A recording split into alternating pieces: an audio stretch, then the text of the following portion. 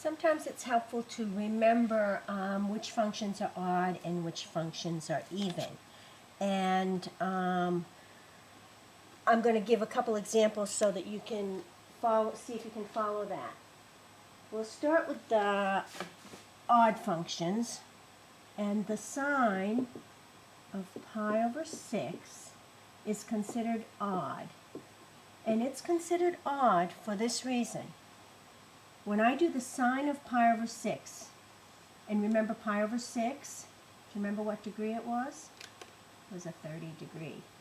So the sine of pi over 6 is 1/2. And again, that's the second part of the ordered pair for the sine of pi over 6. This is 1/2. This was root 3 over 2. So, in an odd function, the sine of pi over 6 has a value of 1/2. The sine of minus pi over 6, what does it have a value of? Any idea? Well, where is minus pi over 6? It's not here. Right, it's down here in this quadrant. So this is minus pi over 6. So what's the sine value of minus pi over 6?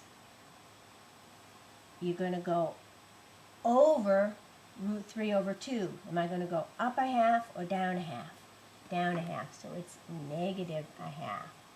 So, odd functions, the sine of 1/2 and the sine of minus pi over, sine of pi over 6 is 1/2. In an odd function, the sign of the function changes from a positive to a negative or negative to a positive.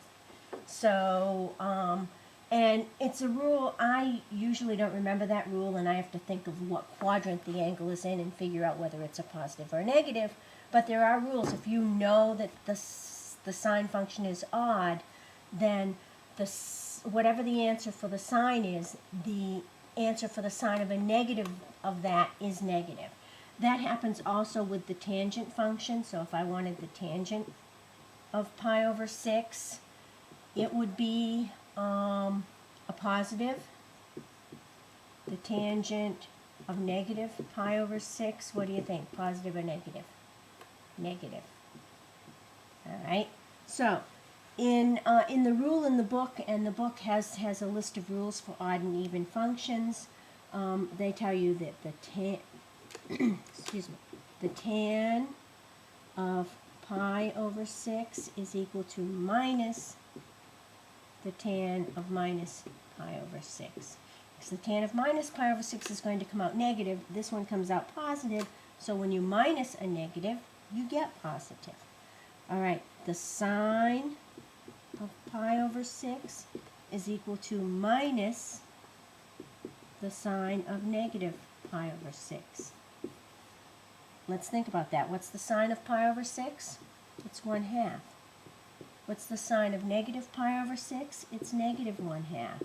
So if I do negative times negative 1/2, I get positive 1/2. So these odd function rules are worth remembering. Now, we also have some even functions. I use the sine and the tangent as odd. Which one do you think is even? Right, the cosine. So the cosine of pi over 6, right? And what about the cosine of minus pi over 6? What do you think? Well, the cosine of pi over 6 is positive, right? What about the cosine of negative pi over 6? What do you think? It's negative, correct? Or is it positive? It is positive. Good. Right? Now, remember these ordered pairs, right? Root 3 over 2 negative. So this one is root 3 over 2 negative 1/2. Let's figure it out. This is cosine sine. Remember the ordered pairs can also be the cosine sine value as opposed to the xy value. So the cosine in this quadrant is positive. It's also positive in this quadrant. So, the cosine of pi over 6 was root 3 over 2 in the first quadrant. What is it in this last quadrant? It's also root 3 over 2. So, I usually don't memorize the odd-even function rules. I just, draw one angle in the first and last quadrant and then figure them out. And then I know what the rule is. You're allowed to use that rule page in the book, so you don't have to memorize. You can memorize them, you don't have to. But what happens when you don't have the rule page? Can you figure it out for the real thing? And hopefully you can.